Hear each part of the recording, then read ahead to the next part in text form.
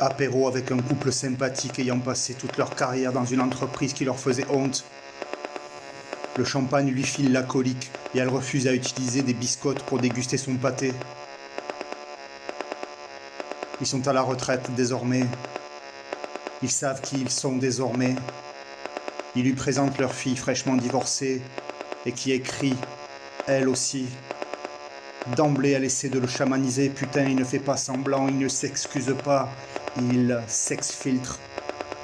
Pas de masque de santé mentale. Pas cette fois.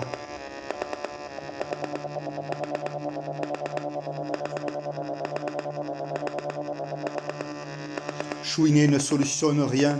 L'expérience ne sert à rien. Nous héritons de préjugés que nous nous contentons de transmettre. Au-dessus du fleuve qui trimballe son histoire irréfutable sont en train de paître deux sortes de nuages.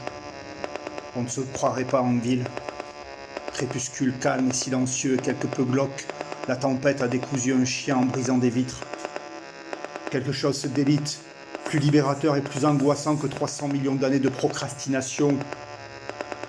Incroyable souplesse du temps, dont la matière s'adapte à toutes les circonstances. Les rues flottent dans une tristesse agréable.